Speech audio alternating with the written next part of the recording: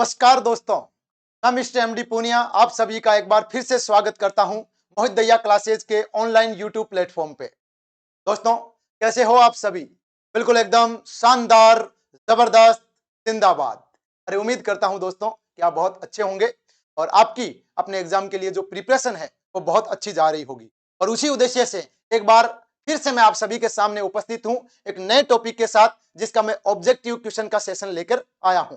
इससे पहले भी दोस्तों हमने 2 क्लासेज अलग अलग टॉपिक के साथ पूर्ण कर चुके हैं और उम्मीद करता हूं कि आपने दोस्तों उन क्लासेज को पूर्ण रूप से देखा होगा और अपनी तैयारी का एनालिसिस किया होगा। और उसी चीज को आगे बढ़ाते हुए एक बार फिर से दोस्तों एक नए टॉपिक के साथ, जिसका नाम है ब्लड सर्कुलेटरी सिस्टम, या जिसको हम जानते हैं रक्त परिसंचरण तंत्र, उसके साथ में उपस्थित हुआ हूं। तो एक बार दोस्तों वीडियो स्टार्ट होने से पहले अपने चैनल को आप सब्सक्राइब कर लें, साथ में दोस्तों शेयर भी कर दें, बेल आइकन को प्रेस कर दें, ताकि जो भी नेक्स्ट वीडियो होगी उनकी नोटिफिकेशन आपको दोस्तों टाइम पे अवेलेबल हो जाए और आप अपनी दोस्तों पढ़ाई को बहुत ही सुदृढ़ और मजबूत कर सकें। चलिए दोस्तों आज के सेशन को स्टार्ट करते हैं और आज के सेशन के लिए हम आगे बढ़ रहे हैं। आप अपना इस टॉपिक से संबंधित देखिए, पढ़ने का तरीका क्या होता है कि अगर यह आज आपको मैं टॉपिक करा रहा हूं तो आपके पास जो भी दोस्तों थ्योरेटिकल मैटर है, उससे पहले वीडियो को देखने से पहले एक बार उनको आप अच्छे से रीडिंग कर ले, अच्छे से कंसेप्ट को क्लियर कर ले और उसके बाद आप नोट्स को दोस्तों बंद करके हमारे दोस्तों क्वेश्चनों के साथ खुद के जवाब देने की कोशिश करें, है ना। वीडियो को ऑफ करें, जैसे आप क्वेश्चन देखते हो पहले वीडियो को ऑफ करें, फिर दोस्तों आप क्वेश्चन का आंसर गेस करें और उसके बाद मैं आपको दोस्तों एक एक ऑप्शन के यहाँ पे एक्सप्लेनेशन देने वाला हूं। तो इससे हमारी बेहतरीन तैयारी हो पाएगी। तो चलिए बढ़ते हैं दोस्तों अपने फर्स्ट क्वेश्चन की तरफ। देखिए दोस्तों, पहला क्वेश्चन क्या पूछा गया है?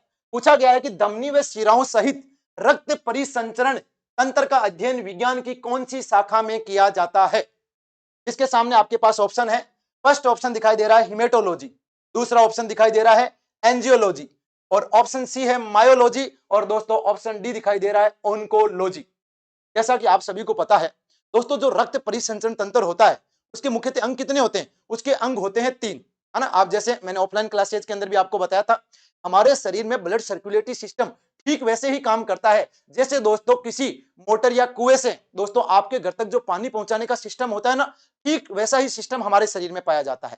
जैसे कैसे पाया जाता है आप सभी को पता है दोस्तों, जहां कुआं होगा या दोस्तों बोरवेल होगी वहां पे एक मोटर लगी होगी, और ऐसे ही हमारे शरीर में भी एक दोस्तों मोटर या शरीर का केंद्रीय पंप अंग पाया जाता है जिसको हम बोलते हैं हार्ट। फिर दोस्तों जैसे उस मोटर से पाइपलाइन निकलती है, वैसे ही दोस्तों हमारी जो शरीर का हड्डी है, पंप है, उससे भी दोस्तों पाइपलाइन के रूप में रक्तवाहिनियां निकलती है और उन रक्तवाहिनियों में बहता है रक्त, जैसे दोस्तों मोटर की पाइपलाइनों के अंदर बहता है पानी। तो ठीक उसी प्रकार से सिस्टम हमारे शरीर में पाया जाता है। तो हमने कहा रक्त परिसंचरण तंत्र के अंग कितने हैं? फर्स्ट अंग है दोस्तों हृदय, जिसको हम बोलते हैं क्या? जिसको हम बोलते हैं हार्ट। दूसरा दोस्तों जो अंग होता है वो होता है रक्त वाहिनियां, ब्लड वेसल्स, रक्त वाहिनियां। और तीसरा ऑप्शन कौन सा होता है, या तीसरा अंग कौन सा होता है? तीसरा अंग होता है रक्त, या जिसको हम बोलते हैं हिमेट, या जिसको हम बोलते हैं मिया, जिसको हम बोलते हैं खून, जिसको बोलते हैं लो।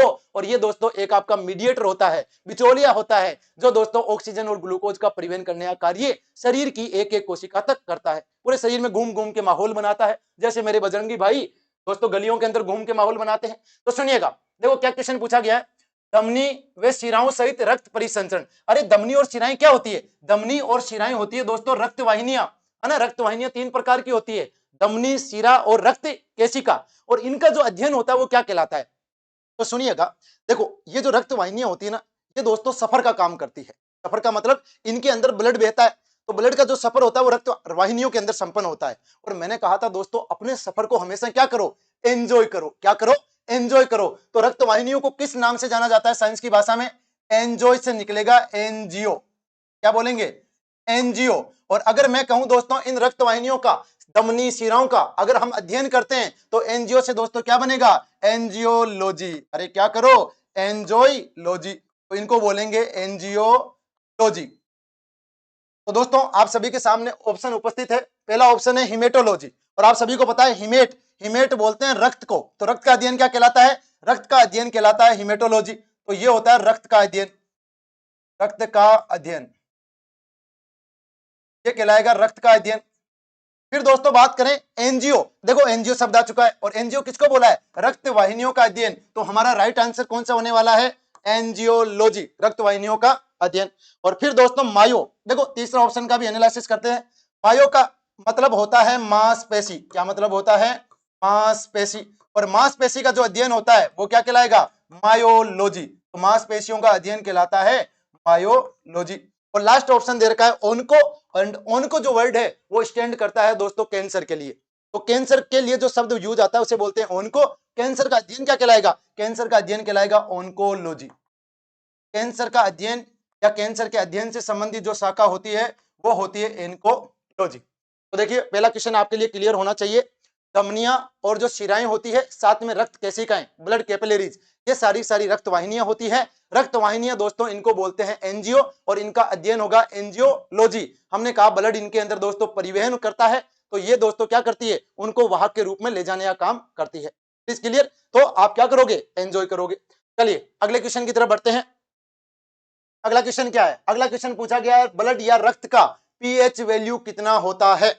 हमारा जो रक्त है उसका पीएच मान कितना होता है। दोस्तों सोरेनसन की जो पीएच पैमाना है उसके ऊपर अगर हम देखें तो रक्त की पीएच वैल्यू कौन सी होगी। आप सभी को पता है दोस्तों, जो रक्त होता है ना, देखो जो रक्त होता है ना वो क्या होता है? हल्का क्षारीय प्रकृति का होता है। कैसा होता है? हल्का क्षारीय प्रकृति का। ये होता है हल्का क्षारीय प्रकृति का। और हल्का क्षारीय होने का मतलब क्या है? अरे हल्का क्षारीय होने का मतलब यह है कि इसकी जो वैल्यू होगी वो 7 से थोड़ी सी ज्यादा होगी। पीएच पैमाने के ऊपर देखो, ये जो पीएच पैमाना होता है ना उसमें आंकड़े होते हैं 1 से लेकर 7 तक। ठीक है, सॉरी 1 से लेकर 14 तक आपके आंकड़े पाए जाते हैं, 1 से लेकर 14 तक। और जो मध्य का आंकड़ा होता है वो होता है 7। तो 1 से लेकर 7 तक के जो मान है ये तो होते हैं अम्लीय। ये तो दोस्तों किसी पदार्थ की अम्लीय प्रकृति को प्रदर्शित करते हैं। और दोस्तों 7 वाला जो पैमाना है ये उदासीन को, ये न्यूट्रल फॉर्म को दोस्तों क्या करता है? प्रदर्शित करता है। और 7 से लेकर 14 वाला जो भाग होता है ये प्रदर्शित करता है किसी पदार्थ की क्षारीय प्रकृति को, क्षारीय प्रकृति को प्रदर्शित करता है। और हमने बोला है दोस्तों रक्त क्या है? आपका हल्का क्षारीय होता है, तो नो डाउट इसका जो पैमाना होगा या इसका मान होगा वो 7 से थोड़ा ज्यादा होगा। और यहाँ आप ऑप्शन देख पा रहे हो, देखो पहला ऑप्शन देख रहे हो 6.8। 6.8 मतलब दोस्तों 7 से क्या है? कम है। तो ये तो अम्लीय प्रकृति का हुआ है, तो हमने कहा ये ऑप्शन नहीं होगा। अरे 6.8 तो पीएच वैल्यू किसकी होती है? ये तो लार की होती है। किसकी होती है? लार की। फिर दूसरा ऑप्शन है पीएच वैल्यू 7। और दोस्तों 7 पीएच वैल्यू किसकी होती है? 7 पीएच वैल्यू होती है दोस्तों उदासीन की, या न्यूट्रल जो होता है। जैसे दोस्तों हम कह सकते हैं आसुत जल। आसुत जल तो दोस्तों बारिश के रूप में जल ऊपर की तरफ बादलों में पाया जाता है ना, उसे बोलते हैं आसुत जल। और उसकी पीएच वैल्यू कितनी होती है? 7। या दोस्तों नमक की पीएच वैल्यू, शुद्ध नमक की। फिर बात करते हैं 7.4। बिल्कुल दोस्तों आपके पीएच की वैल्यू कितनी होती है? 7.4। हमारा जो रक्त होता है ना वो बफर विलियन होता है। और बफर विलियन वो होता है जिसके पीएच मान के अंदर दोस्तों चेंज नहीं होता। It is clear? और इसी कारण से रक्त का पीएच मान फिक्स रहता है, लगभग 7.4। या दोस्तों रेंज में देखोगे तो रेंज में होता है 7.35 से लेकर 7.45 तक, ये रेंज के अंदर हो सकता है। तो आंसर राइट होने वाला है 7.4। और दोस्तों 6 किसका होता है? अरे 6 6 देखो 6 से क्या निकलता है? आप जैसे ही दोस्तों शौचालय के पास जाते हो भयंकर बदबू आती है, आप बोलते हैं छी।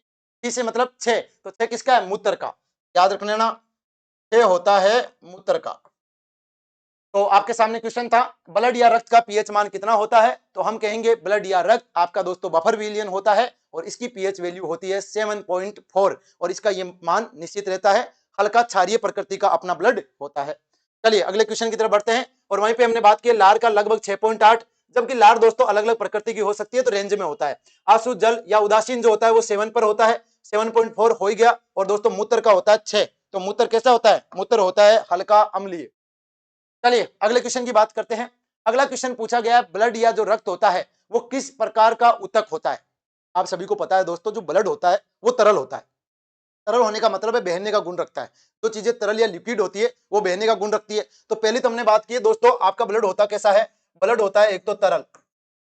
फिर दोस्तों दूसरी बात हमने की है ब्लड क्या करता है? आपके शरीर में घूम घूम के दोस्तों माहौल बनाता है और शरीर के पूरे सभी भागों को कनेक्ट करने का काम करता है, संयोजित करने का काम करता है। तो हमने कहा ये संयोजी पदार्थ है, तो हम बोलेंगे दोस्तों दूसरा इसको बोलते हैं संयोजी।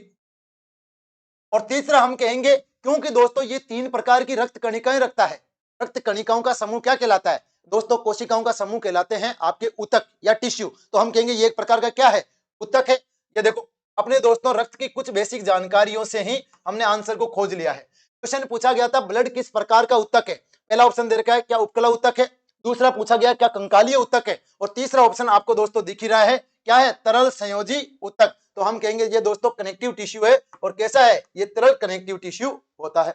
सीधा याद रखना है, ब्लड आपका तरल संयोजी ऊतक होता है, जिसे साइंस की भाषा में हिमेट बोलते हैं। अध्ययन इसका हिमेटोलॉजी कहलाता है। और इसकी प्रकृति कैसी होती है, हल्की क्षारीय प्रकृति होती है। और पीएच वैल्यू पूछ ली जाए तो 7.4 कितनी होती है, 7.4। चलिए आगे बढ़ते हैं। अगला क्वेश्चन, नेक्स्ट क्वेश्चन आप सभी के सामने है कि ब्लड का सर्वाधिक भाग कौन बनाता है। ब्लड का जो संगठन होता है उसमें क्या क्या पाया जाता है। देखो आप सभी को पता है, अगर मैं बोलता हूं मेरे पास यहाँ पे ब्लड है और जितना भी ब्लड है वो अपने आप में दोस्तों 100% है, तो इस ब्लड के अंदर दो भाग पाए जाते हैं। एक भाग पाया जाता है इसका तरल भाग। कौन सा भाग पाया जाता है, तरल भाग। और दूसरा भाग होता है ठोस कणिकीय भाग। दूसरा भाग होगा ठोस कणिकीय भाग। दूसरा भाग होगा ठोस कणिकीय भाग। ठोस कणिकीय भाग। देखिए जो तरल भाग होता है ना दोस्तों, इसको बोलते हैं प्लाज्मा। क्या बोलते हैं, प्लाज्मा, है ना। प्लाज्मा बोलते हैं, पजामा नहीं बोलते हैं, है ना। किसी किसी को लगता है कि ये पजामा है, पजामा नहीं है, ये प्लाज्मा। और इसकी वैल्यू होती है कितनी, इसकी वैल्यू होती है दोस्तों 55%। लगभग दोस्तों कितनी, 55%। तो अगर 100% ब्लड है तो उसमें से 55% तो होता है तरल भाग, जिसको हम बोलते हैं प्लाज्मा। और बाकी जो बचा हुआ भाग है वो कितना हुआ, वो हुआ 45%। और ये जो 45% भाग होता है, इसमें दोस्तों 3 प्रकार की रक्त कणिकाएं होती है। एक होता है आरबीसी, होता नहीं है, होती है ना, ये लेडीज है। दूसरा होती है इसके अंदर दोस्तों डब्ल्यूबीसी। और तीसरी होती है दोस्तों प्लेटलेट्स। क्या होती है, प्लेटलेट्स।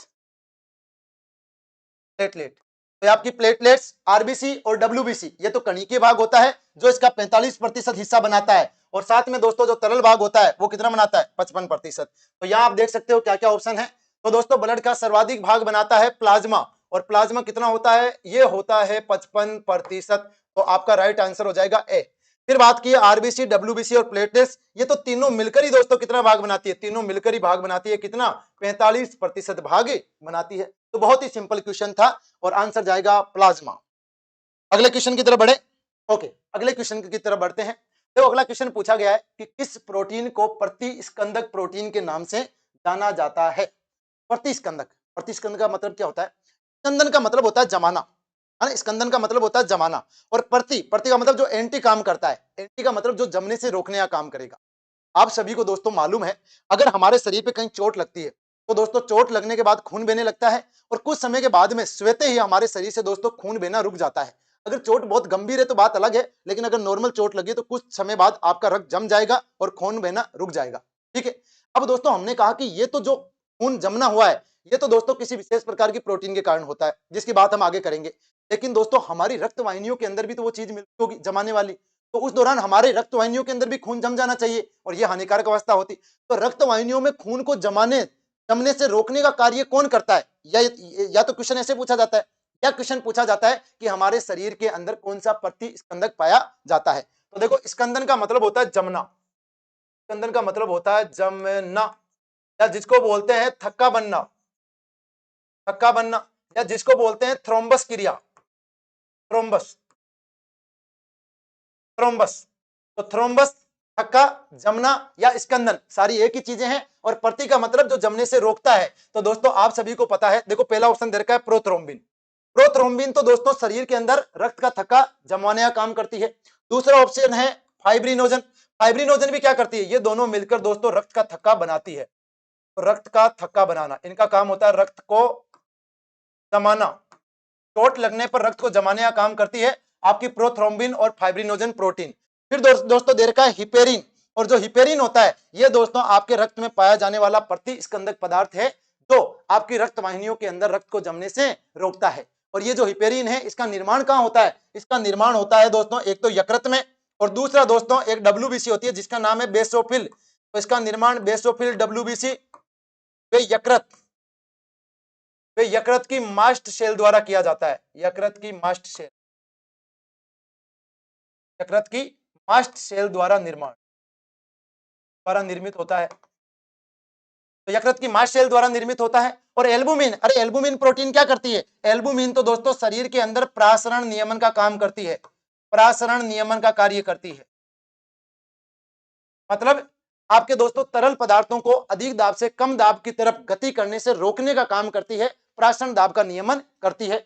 और ये सारी किसमें मिलती है प्रोटीन? ये सारी प्रोटीन मिलती है दोस्तों किसमें? ये मिलती है दोस्तों प्लाज्मा में, प्लाज्मा में। किसमें मिलती है? प्लाज्मा में। ये प्लाज्मा में पाई जाती है। It is clear? तो क्वेश्चन देखो क्लियर होना चाहिए कि किस प्रोटीन का काम होता है शरीर के अंदर रक्त को जमने से रोकने का या प्रतिस्कंदन करने का। तो रक्त से जमने का या रक्त को जमने से रोकने का काम करती है कौन सी? दोस्तों जमने से रोकने का काम करती है हिपेरिन, प्रोथ्रोम्बिन और फाइब्रिनोजन रक्त को जमाने में मदद करती है। और एल्बुमिन दोस्तों प्रासरण नियमन का काम करती है। और ये जो प्रोटीन होती है ये आपकी प्लाज्मा के अंदर पाई जाती है। चलिए नेक्स्ट क्वेश्चन की तरफ बढ़ते हैं। अगला क्वेश्चन क्या है? और अगला क्वेश्चन है आरबीसी, रेड ब्लड कार्पल्स, लाल रक्त कणिकाओं का निर्माण मानव शरीर के अंदर कहां होता है? आरबीसी का या रक्त का निर्माण हमारे शरीर में कहां होता है? अरे आप सभी को पता है दोस्तों, पूरी दुनिया आपका खून चूसती है। अरे दोस्तों चाहे कोई भी हो, चाहे मकान मालिक हो, चाहे दोस्तों कोचिंग वाले हो, चाहे दोस्तों आपकी गर्लफ्रेंड हो, चाहे आपकी बीबी हो, चाहे दोस्तों, अरे हर कोई आपका दोस्तों खून चूसने में लगा है। लेकिन कोई है आपके शरीर में जो रक्त का निर्माण करता है। और जब रक्त का निर्माण होता है तो दोस्तों अपने को मजा आ जाता है। क्या आ जाता है? मजा आ जाता है। और अगर मैं कहूं दोस्तों ये जो मजा आ रहा है उसका कारण है अस्थि मजा। अरे कौन है? अस्थि मजा। इसका मतलब क्या है? आपके शरीर में रक्त का जो निर्माण होता है वो अस्थि मज्जा या जिसको बोलते हैं बोन मेरो। क्या बोलते हैं? Bone marrow. तो हमारी जो हड्डियां होती है ना उनके द्वारा दोस्तों एक मुख्य काम होता है रक्त का निर्माण करना। उनके अंदर दोस्तों कुछ विशेष प्रकार के ऊतक होते हैं जो रक्त का निर्माण करने का कार्य करते हैं। जैसे देखो ये हमारी हड्डी है शरीर की, मान लीजिए इस प्रकार से, ये देखो ये हड्डी है। तो इस हड्डी का अंदर वाला जो भाग होगा ये सेरेंद्री होगा, खोखला होगा इस प्रकार से। और इसके अंदर दोस्तों यहाँ पे हिमोपोइटिक ऊतक पाए जाएंगे।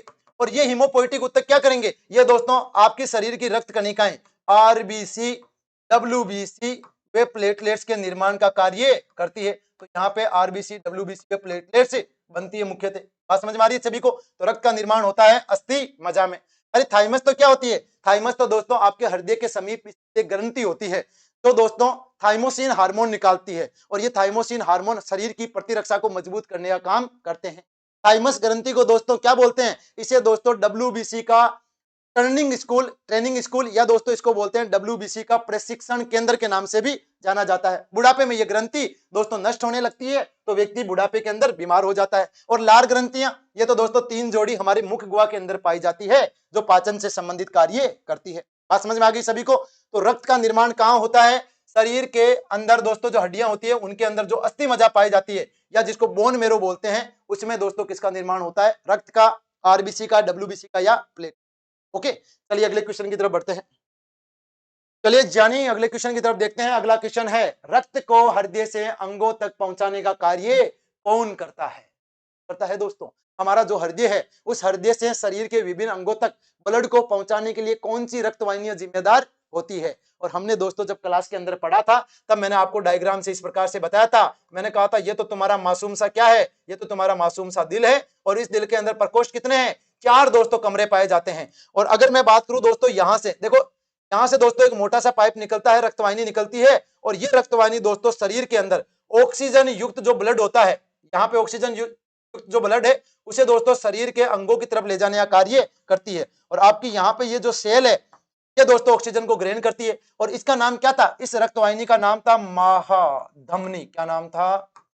महाधमनी। इसका मतलब जो धमनी होती है ना वो दोस्तों क्या करती है? धमनियां आपके शरीर में रक्त को हृदय से अंगों की तरफ ले जाने का कार्य करती है। तो धमनियों का ये काम होता है। और शिरा क्या करती है? शिरा का काम होता है दोस्तों अंगों से रक्त को हृदय की ओर ले जाना। इसका मतलब दोस्तों जैसे ही यहाँ पे कार्बन डाई, ये देखो जैसे यहाँ पे ऑक्सीजन उपयोग ली जाएगी और जब वापस कार्बन डाइऑक्साइड बनेगी तो उसे दोस्तों वापस हृदय की तरफ ले जाने का काम जो रक्तवाहिनी करेगी उसका नाम होगा शिरा। और शिराओं में सबसे बड़ी शिरा कौन सी है? उसका नाम है दोस्तों महाशिरा। क्या नाम है? महाशिरा। तो इसका नाम होता है महाशिरा। और इससे दोस्तों जो अशुद्ध ब्लड है उसको वापस पहुंचाया जाएगा कहां पे? हृदय के अंदर पहुंचाया जाएगा।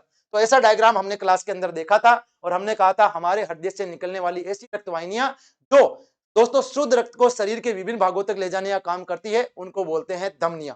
तो चलिए ऑप्शन की तरफ चलते हैं। देखिए पहला ही ऑप्शन मिल गया है और ऐसा काम कौन करती है? हृदय से दोस्तों अंगों की तरफ रक्त ले जाती है धमनियां। शिराएं दोस्तों अंगों से हृदय की तरफ ले जाती है और ये हृदय से दूर ले जाती है। रक्त कोशिकाएं, ये तो ब्लड कैपिलरीज होती है जो कोशिकाओं यहाँ पे पाई जाती है ब्लड कैपिलरीज। ये इस प्रकार से रक्त वाहिनियों के छोटे छोटे जाल पाए जाते हैं और ये क्या करती है? कोशिकाओं के साथ दोस्तों गैसीय लेन देन का काम करवाती है। और एक देर का है पल्मोनरी शिरा। दोस्तों पल्मोनरी शिरा काम क्या होता है? ये अपवाद है दोस्तों शिराओं की, एकमात्र ऐसी शिरा जिसमें दोस्तों कैसा रक्त बहता है? जिसमें दोस्तों रक्त बहता है शुद्ध रक्त। कैसा रक्त बहता है? शुद्ध रक्त बहता है, शुद्ध रक्त। और ये हृदय से दोस्तों, और ये आपके फेफड़ों से हृदय की तरफ आकर खुलती है, इसमें बहता है कैसा रक्त? शुद्ध रक्त। ठीक है, तो पल्मोनरी शिरा है अपवाद। चलिए आगे बढ़ते हैं, अगले क्वेश्चन की बात करें। अगला क्वेश्चन पूछा गया है आरबीसी की कमी से होने वाला रोग है। अगर हमारे शरीर में तो आरबीसी हो जाती है तो ऐसी को क्या बोला जाता है?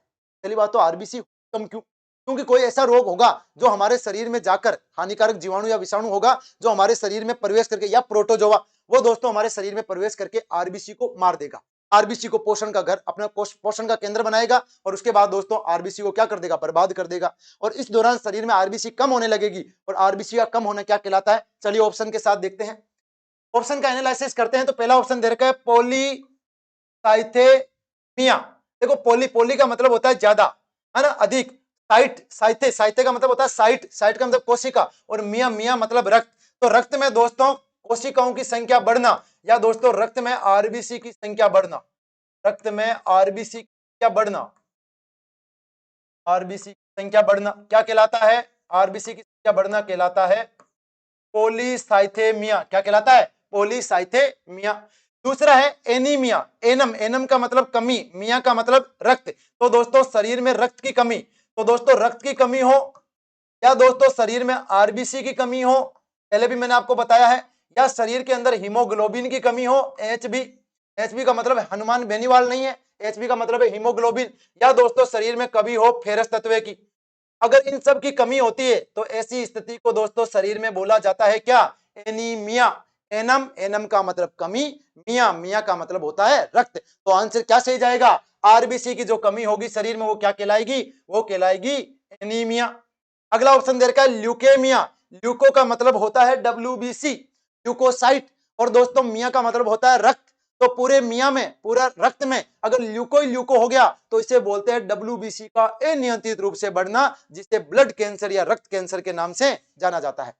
पूछा जाता है कि रक्त कैंसर या ब्लड कैंसर किसे कहते हैं? तो रक्त कैंसर या ब्लड कैंसर किसको बोलेंगे? डब्ल्यूबीसी के अंदर अनियंत्रित रूप से विभाजन होना, और विभाजन के दौरान वो दोस्तों समूह बना लेगी, और यही आपके ब्लड कैंसर या ल्यूकेमिया की श्रेणी के अंतर्गत रखा जाता है। और एक है ल्यूकोपीनिया। अरे ल्यूको को कोई पी गया मतलब डब्ल्यूबीसी को, देखो ल्यूको का मतलब होता है डब्ल्यूबीसी, और डब्ल्यूबीसी को कोई पी गया तो दोस्तों डब्ल्यूबीसी की जो कमी होती है शरीर में उसको बोलते हैं ल्यूकेपीनिया, या जिसको ल्यूकोसाइटोपिनिया के नाम से जानते हैं।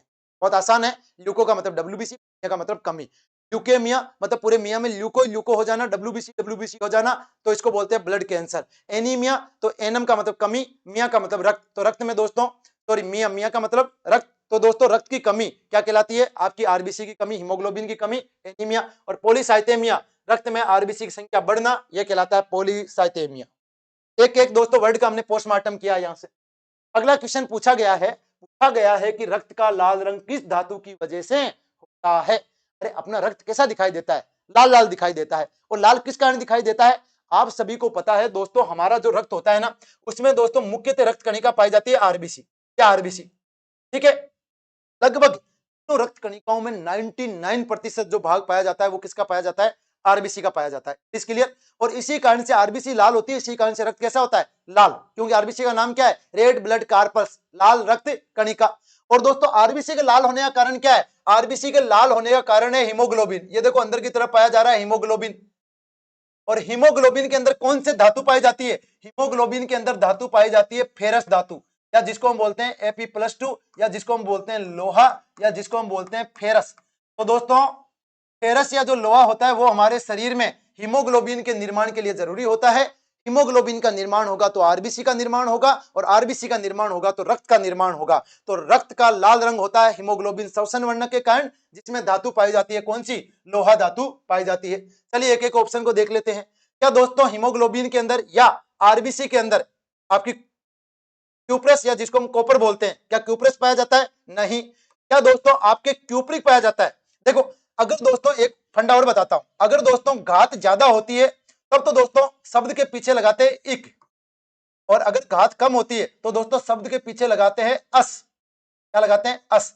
तो देखो कॉपर, कॉपर की अगर घात कम है तब तो दोस्तों कॉपर प्लस अस क्यूप्रस, क्योंकि इसको क्यूपर बोलते हैं, तो क्यूप्रस। और दोस्तों जैसे इक लगाओगे ये बन जाएगा क्यूप्रिक, तो प्लस और प्लस टू, क्यूप्रस और क्यूप्रिक। जबकि हम कहेंगे दोस्तों ये तो दोनों धातु नहीं पाई जाती। फिर आता है कोबाल्ट। अरे कोबाल्ट तो जो मिलता है ना वो तो विटामिन B12 में मिलता है। कहां मिलता है? विटामिन B12 के अंदर, जिसका नाम होता है साइनोकोबालमिन। तो दोस्तों ये भी गलत आंसर है। और राइट आंसर कौन सा हो जाएगा? फेरस या Fe+2, जो दोस्तों आपके शरीर में रक्त के निर्माण के लिए जिम्मेदार है, आरबीसी के निर्माण के लिए जिम्मेदार है। अगर मैं कहूं हीमोग्लोबिन के निर्माण के लिए जरूरी है तो दोस्तों किसी को अतिशयोक्ति नहीं होनी चाहिए। अरे नहीं होगी ना? बिल्कुल नहीं होगी। अरे हमारे विचारों में मतभेद थोड़ी हो सकता है, नहीं हो सकता। चलिए अगले क्वेश्चन की बात करते हैं। आपका 10वां क्वेश्चन है कि ऊंचाई पर जाने पर आरबीसी की संख्या क्वेश्चन मार्क, मतलब आरबीसी की संख्या में क्या चेंज होता है? कुछ चेंज होता है कि नहीं होता है? क्या आरबीसी की संख्या ऊंचाई पर जाने पर बढ़ती है या घटती है? या दोस्तों अपरिवर्तित रहती है, या दोस्तों हम कह सकते हैं पहले घटती है या फिर बढ़ती है? तो ऑप्शन से आपको दोस्तों यहां से तय करना है कि जब आप ऊंचाई पे जाते हो, अरे ऊंचाई पे कहां जाना है?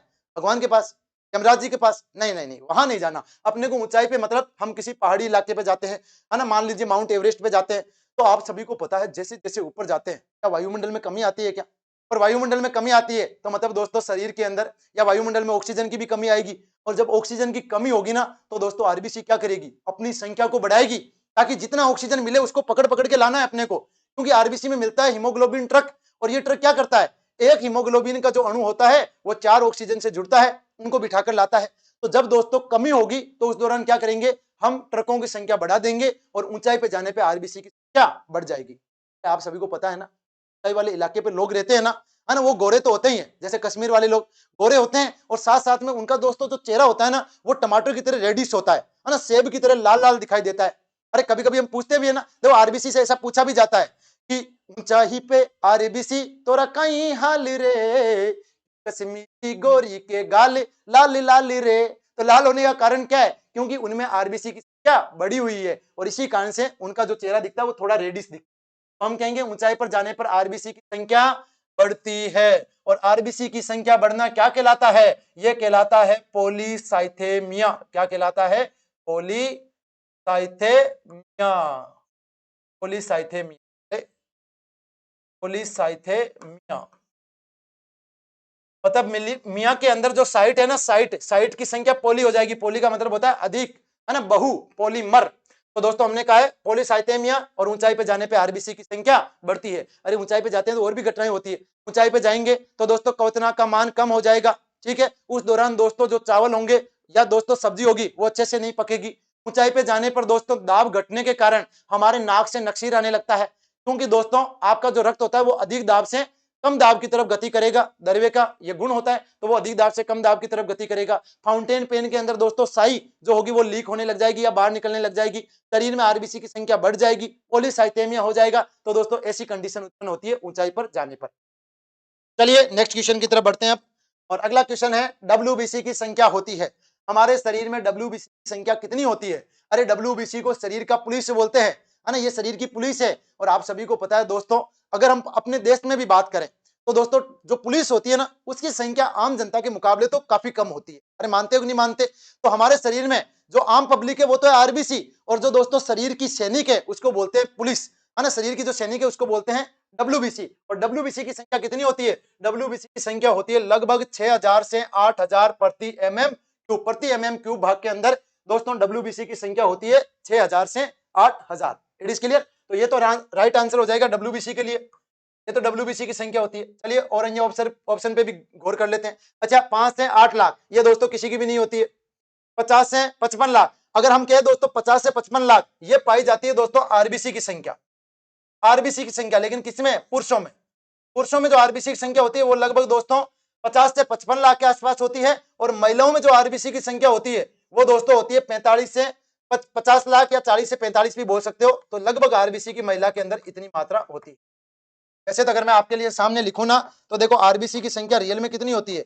आरबीसी का आंकड़ा लिख दिया जाए तो इसका मान होता है लगभग शरीर में 43 से 55 लाख, 55 लाख प्रति एमएम क्यूब। कहीं कहीं इसको दोस्तों एमएल के रूप में भी लिखा जाता है ना, इसको एमएल के फॉर्म के अंदर भी लिखा जाता है, एमएल की फॉर्म में भी लिखा जाएगा। तो इकाई आप देख लेना, कोई बड़ी बात नहीं है। और अगर बात करें ये इनकी संख्या होती है, तो आंसर क्या जाएगा, आंसर यहां जाएगा 6000 से 8000 प्रति एमएम। चलिए आगे बढ़ते हैं। आगे लिखा है डब्ल्यूबीसी का शरीर में मुख्य कार्य क्या है। अरे अभी अभी हमने कहा था डब्ल्यूबीसी को बोलते हैं व्हाइट ब्लड सेल, श्वेत रक्त कणिका, जिसे दोस्तों साइंस की भाषा में कहा जाता है ल्यूकोसाइट। अरे क्या कहा जाता है, डब्ल्यूबीसी को बोलते हैं ल्यूकोसाइट। क्या बोलते हैं, ल्यूकोसाइट, ल्यूकोसाइट बोलते हैं। और इसका काम क्या होता है दोस्तों, इसका काम होता है, हमने कहा ये तो शरीर की सैनिक है, पुलिस है, और पुलिस का काम क्या होता है, हानिकारक जो आतंकवादी है, देश के लिए जो घुसपैठी है, उनको रोकना और उनको खत्म करना। तो हमारे शरीर में हानिकारक घुसपैठी कौन होंगे, अरे छोटे छोटे सूक्ष्म जीव जो हमको बीमार कर सकते हैं, जो हमारी प्रतिरक्षा तंत्र को दोस्तों बर्बाद कर सकते हैं, जैसे कोई जीवाणु, विषाणु, किसी प्रकार का प्रोटोजोआ, कवक या कोई कर्मी, ऐसे जीव हो सकते हैं। और उनको रोकना और हमारे शरीर की प्रतिरक्षा को मजबूत करने का काम करती है डब्ल्यूबीसी। तो चलिए ऑप्शन की तरफ देखते हैं। पहला ऑप्शन दे रखा है कि इसका काम होता है रक्त का थक्का बनाना। अरे नहीं, रक्त का दोस्तों थक्का बनाना, और थक्का बनाने वाली कौन होती है, थक्का बनाने वाली तो होती है प्लेटलेट्स, जिसको बोलते हैं थ्रोम्बोसाइट। क्या बोलते हैं, थ्रोम्बोसाइट। ये तो काम करती है प्लेटलेट्स, प्लेटलेट्स। देखो मैं यहाँ पे एक क्वेश्चन नहीं करा रहा हूं, एक क्वेश्चन के साथ दोस्तों आपको चार चार क्वेश्चन के ऑप्शन, मतलब चार चार जो क्वेश्चन है उनका एक्सप्लेनेशन साथ में मिल रहा है, तो इससे आपका जो कंसेप्ट होगा वो बहुत मजबूत हो जाएगा। तो हमने कहा है कि रक्त का थक्का बनाना काम होता है प्लेटलेट्स का। दूसरा है O2 के परिवर्तन में, O2 के परिवर्तन, अरे O2 का परिवर्तन नहीं है, ये है O2 के परिवहन में, O2 के परिवहन में, यह है O2 के परिवहन में, O2 के परिवहन में सहायता करना। अरे O2 का परिवहन करना किसका काम होता है, O2 का परिवहन होता है आरबीसी के द्वारा, आरबीसी, आरबीसी के द्वारा, है ना। आरबीसी से हमने पूछा था ना, आरबीसी लाल लाल दिखाई देती है, तब आरबीसी से हमने पूछा था, क्या पूछा था, ओए लाल दुपट्टे वाली तेरा नाम तो बता। तो इसने इतरा कर अपना नाम बताया था, इरिथ्रोसाइट। फिर हमने कहा अरे नाम तो बताया जरा काम तो बता, तो काम बोली मेरा काम है ऑक्सीजन का परिवहन करना। तो ये शरीर में ऑक्सीजन ले जाने का काम करती है, क्योंकि इसमें मिलता है हीमोग्लोबिन। क्या मिलता है, हीमोग्लोबिन। और तीसरा ऑप्शन है रोग प्रतिरोधक क्षमता का विकास करना। अरे इसका मतलब दोस्तों हमारे शरीर के अंदर रोग प्रतिरोधक क्षमता को बढ़ाना तथा संक्रमण के विरुद्ध लड़ने की जो क्षमता होती है, वो शरीर की पुलिस कौन होती है, वो होती है डब्ल्यूबीसी, जो होती है डब्ल्यूबीसी। और नीचे लिखा है उपयुक्त में से कोई नहीं। अरे उपयुक्त में से कोई कैसे नहीं, आंसर क्या जाएगा, आंसर जाएगा सी। और डब्ल्यूबीसी का मुख्य कार्य होता है ना, कुपू कराटे आते हैं इसको, है ना, फाइटर मैन है ये हमारे शरीर की।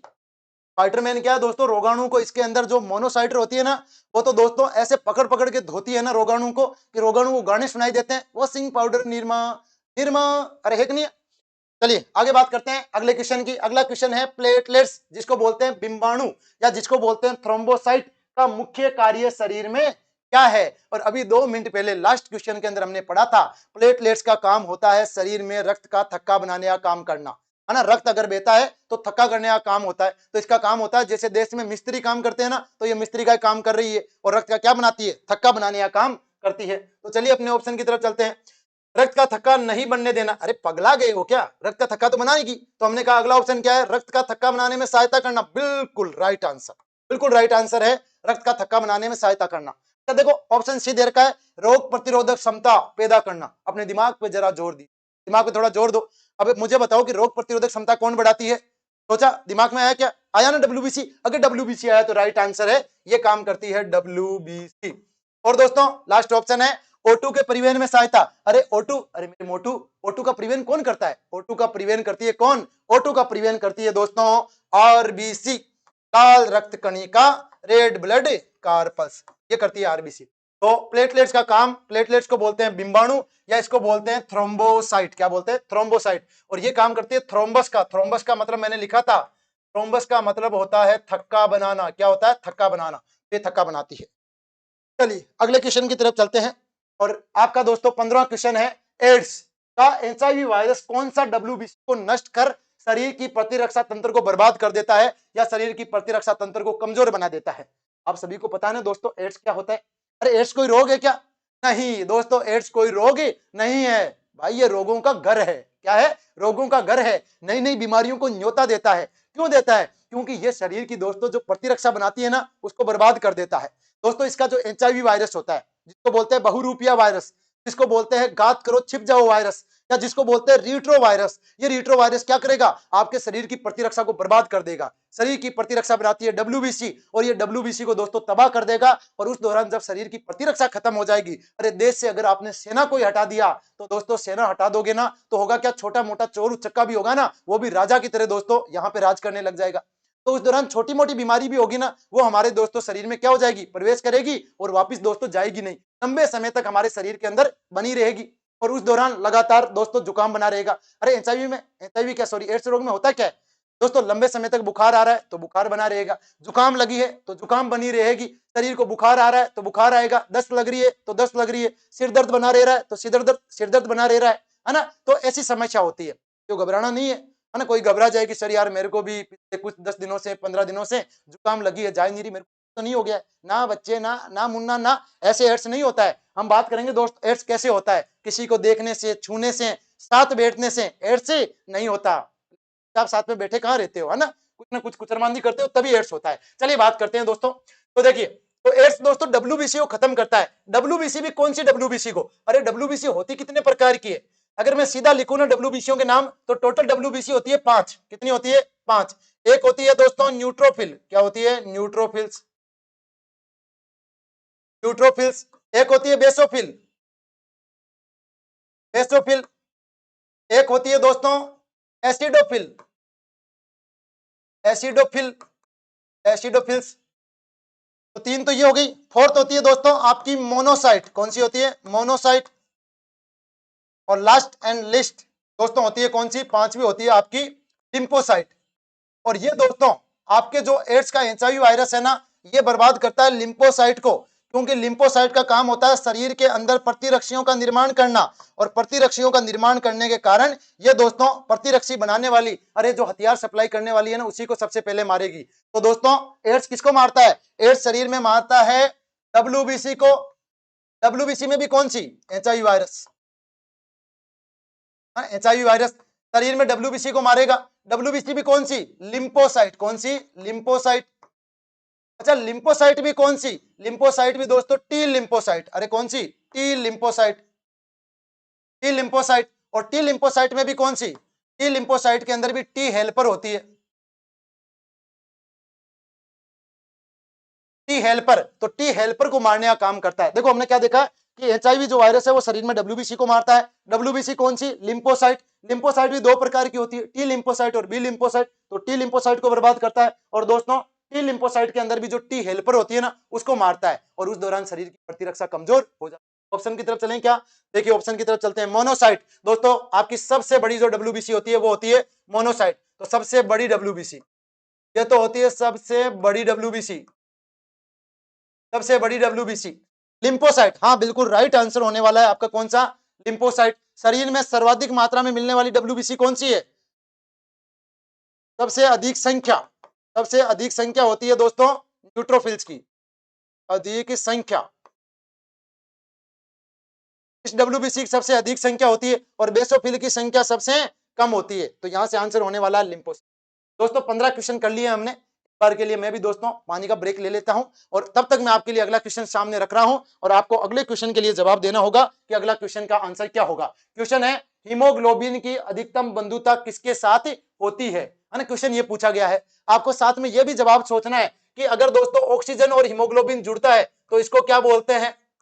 अगर दोस्तों कार्बन डाइऑक्साइड और हीमोग्लोबिन जुड़ते हैं तो इसको क्या बोलते हैं? और दोस्तों अगर कार्बन मोनोऑक्साइड और हीमोग्लोबिन जुड़ते हैं तो इसको किस टर्मोलॉजी के नाम से जाना जाता है? तब तक मैं एक पानी का ब्रेक लेता हूं, और आप दोस्तों इस क्वेश्चन के बारे में विचार कीजिए।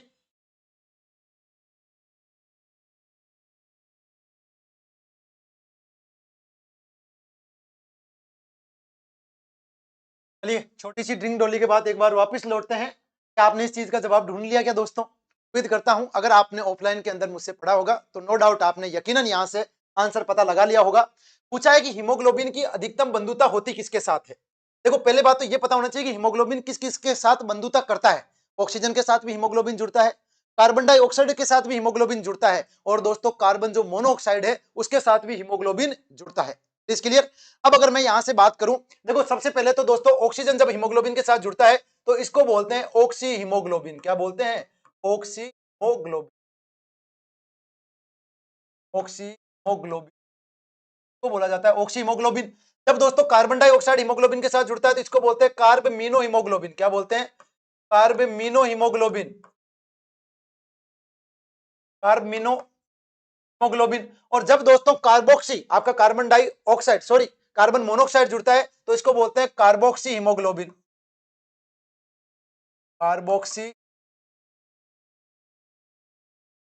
हीमोग्लोबिन को बोलते हैं कार्बोक्सी हीमोग्लोबिन। और दोस्तों आपने बचपन के अंदर कभी ना कभी आपने 9th में या पढ़ा होगा कि बंद कमरे के अंदर कभी भी अंगीठी जलाकर नहीं सोना चाहिए, है ना, कुंडी लगाकर नहीं सोना चाहिए। दोस्तों अगर आप कुंडी लगाकर गेट वेट सब कुछ बंद करके अंगीठी जलाकर सोते हो तो दोस्तों उस दौरान होगा क्या, कमरे के अंदर ऑक्सीजन की कमी हो जाएगी और ऑक्सीजन की कमी के अंदर जब कार्बन जलेगा तो उस दौरान विषैली गैस रिलीज होगी जिसको बोलते हैं कार्बन मोनोऑक्साइड। और कार्बन मोनोऑक्साइड दोस्तों उस मोटी सी आंटी की तरह है तो दोस्तों जिसको आप शीट तो दे देते हो और वो शीट दे दे के शीट देने के बाद आप जैसे मासूम बच्चे को दोस्तों धक्के दे दे के शीट से उठा देती है। ऐसा काम कौन करती है? ऐसा काम कार्बन मोनोऑक्साइड करती है। ये क्या करती है दोस्तों? हीमोग्लोबिन से ऑक्सीजन के मुकाबले 200 से 300 गुना अधिक तेजी से जुड़ती है। हीमोग्लोबिन के साथ दोस्तों जुड़ जाएगी, वहां बैठ जाएगी और कार्बन जो आपकी ऑक्सीजन है इसको दोस्तों बैठने के लिए सीट। तो इस कारण से हम बोलते हैं कि दोस्तों हीमोग्लोबिन के साथ जो अधिकतम बंधुता होती है ना, वो अधिकतम बंधुता होती है किसकी? कार्बन मोनोऑक्साइड की। और कार्बन मोनोऑक्साइड ऑक्सीजन की तुलना में 200 से 300 गुना अधिक तेजी से जुड़ता है। तो इस हीमोग्लोबिन के साथ जो कार्बन मोनोऑक्साइड है वो ऑक्सीजन की तुलना में ऑक्सीजन की तुलना में ऑक्सीजन की तुलना में कार्बन मोनोऑक्साइड 200 से 300 गुना अधिक तेजी से जुड़ता है, अधिक तेजी से जुड़ता है। ये ध्यान रखना। तो सबसे अच्छी बंधुता होती है हीमोग्लोबिन के साथ दोस्तों किसकी? कार्बन मोनोऑक्साइड की। चलिए अगले क्वेश्चन की तरफ बढ़ते हैं। क्वेश्चन पूछा गया है कि ब्लड ग्रुप रक्त समूह की खोज किसने की थी? अरे दोस्तों किसने बताया था कि मेरे भाई इसके अंदर तो ब्लड ग्रुप ए होगा, इसका ब्लड ग्रुप बी होगा, इसका ए बी होगा और मेरा ब्लड ग्रुप ओ होगा? ये किसने बताया था? ये दोस्तों किसने बताया? एक वैज्ञानिक था जिसका नाम था कोल लैंडस्टीनर। क्या नाम था? कोल लैंडस्टीनर। और कोल लैंडस्टीनर ने दोस्तों ये सबसे पहले बताया था। ये क्या पूछा गया यहां से? चलिए तो दोस्तों ये सबसे पहले बताया था किसने? ये बताया था कोल लैंडस्टीनर ने। सन 1900 की बात है। 1900 के अंदर दोस्तों कोल लैंडस्टीनर ने हमारी आरबीसी के ऊपर एक विशेष प्रकार के, है ना, दो विशेष प्रकार के एंटीजन या दोस्तों प्रोटीन की खोज की थी और उनके आधार पर, उनकी उपस्थिति और अनुपस्थिति के आधार पर बताया था कि किसके अंदर कैसा ब्लड ग्रुप पाया जाता है। तो हमने कहा दोस्तों इसकी खोज की थी किसने? इसकी खोज की थी कोल लैंडस्टीनर ने। रक्त समूह के खोजकर्ता कौन माने जाते हैं? कोल लैंडस्टीनर। विलियम हार्वे को रक्त परिसंचरण तंत्र का जनक माना जाता है। इसने बताया था हमारे शरीर में केंद्रीय पंप अंग हृदय मिलता है, रक्त वाहिनियां मिलती है और रक्त मिलता है, तो इसे बोलते हैं रक्त परिसंचरण तंत्र का जनक। परिसंचरण तंत्र का जनक बोलते हैं, इसे बोलते हैं रक्त परिसंचरण तंत्र का जनक। 1628 के अंदर इसने ये दोस्तों सूचना थे, है ना। रॉबर्ट हुकर, ये तो दोस्तों कोशिका से संबंधित है, इन्होंने कोशिका से संबंधित जानकारी दी थी। चलिए आगे बात करते हैं दोस्तों। तो ये तो याद रखना कोल लैंडस्टीनर खोज कब की? 1900 के अंदर, 1900 में इन्होंने खोज की थी। आगे बात करते हैं। अगला क्वेश्चन पूछा गया ब्लड ग्रुप ओ वाले व्यक्ति से, ब्लड ग्रुप ओ वाले व्यक्ति में कौन सा एंटीजन पाया जाता है? अभी मैंने बताया था कोल लैंडस्टीनर खोज की थी ना, उसने दोस्तों हमारी आरबीसी पर उपस्थित जो एंटीजन या प्रोटीन है ना उनके आधार पर ब्लड ग्रुप की खोज की थी। मान लीजिए मेरे पास 4 आरबीसी वाले व्यक्ति है, ये पहला व्यक्ति है, ये दूसरा व्यक्ति है, ये तीसरा व्यक्ति है और ये चौथा व्यक्ति है। और ये क्या है? ये इनकी आरबीसी है, आरबीसी है। अब मान लीजिए इस आरबीसी के ऊपर कोई ऐसी प्रोटीन मिलती है, तो अगर ऐसी प्रोटीन मिलती है तो मैं इसको बोल दूंगा ए प्रतिजन। क्या बोल दूंगा? ए प्रतिजन। अगर मान लीजिए किसी की आरबीसी की सतह पे ऐसी प्रोटीन मिलती है तो मैं इसको बोल दूंगा बी प्रतिजन या बी प्रोटीन। अगर मैं बोलता हूं दोस्तों ये देखो इसकी आरबीसी पे दोनों प्रकार की प्रोटीन मिलती है, ये दोनों प्रकार की प्रोटीन मिल रही है तो ए वाली और बी वाली दोनों मिलती है। और एक आरबीसी दोस्तों कैसी है? ऊपर से नग्न अवस्था में है, किसी प्रकार की प्रोटीन नहीं मिलती और इसी के आधार पर ब्लड ग्रुप तय हुआ था। अगर आरबीसी के ऊपर ए प्रतिजन है तो ब्लड ग्रुप बन जाएगा ए, तो यही ब्लड ग्रुप हो जाएगा। अगर बी प्रतिजन है तो ब्लड ग्रुप बन जाएगा बी।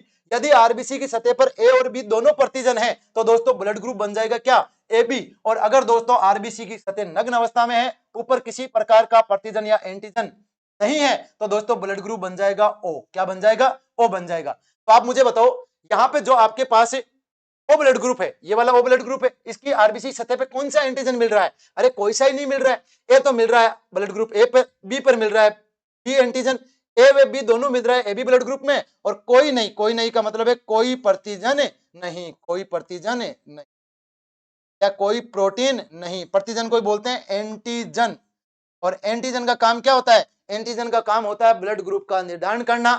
दोस्तों वंशानुगति का काम होता है एक पीढ़ी से दूसरी पीढ़ी में सूचना ले जाना, और साथ में दोस्तों ये प्लाज्मा के अंदर एंटीबॉडी फॉर्मेशन का काम भी करता है। और प्रतिजन होता कितने प्रकार का? दो प्रकार का, एक तो ए और एक बी, और उनके आधार पर ब्लड ग्रुप कितने प्रकार के? चार प्रकार पे, ए बी और ओ।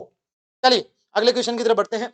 अगला क्वेश्चन है सर्वदाता ब्लड ग्रुप किसे माना जाता है? दोस्तों सर्वदाता ब्लड ग्रुप कहा जाता है ओ को। किसको कहा जाता है? ओ को। यूनिवर्सल डोनर के नाम से जाना जाता है। और ओ भी आपके दो प्रकार के होते हैं, एक होता है ओ पॉजिटिव और एक होता है ओ नेगेटिव।